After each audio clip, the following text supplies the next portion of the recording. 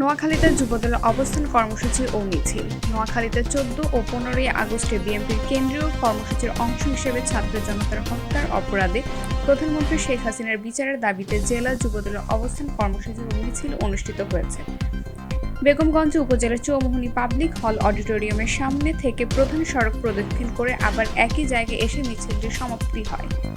এরপর ছাত্র আন্দোলনে নিহতদের রুহ এর কামনায় দোয়া ও মোনাজাত অনুষ্ঠিত হয়। বৃহস্পতিবার দিনব্যাপী বেগমগঞ্জ উপজেলার চৌমুহনী পৌর অডিটোরিয়ামের সামনে জেলা যুবদলের সভাপতি মঞ্জুরুল আজিম সুমনের উদ্যোগে ছাত্র জনতার গণ অভ্যুত্থানে পদত্যাগ করে দেশ ছেড়ে যাওয়ার সাবেক প্রধানমন্ত্রী আওয়ামী লীগ সভানেত্রী শেখ হাসিনার গণহত্যার বিচারের দাবিতে এই কর্মসূচি পালিত হয়। এ সময় উপস্থিত ছিলেন চৌমুহনীর ব্যবসায়ী সমিতি কার্যকরী সভাপতি মোর্শেদুল আমিন ফয়সাল, জি.এস. রুবেল সহ জেলা উপজেলা যুবদলের অঙ্গ সহযোগী সংগঠনের নেতাকর্মীরা। এই সময় বক্তব্যে বলেন, বিএনপির বৈষম্য বিরোধী ছাত্র আন্দোলনে 800 নেতাকর্মীকে হত্যা করা হয়।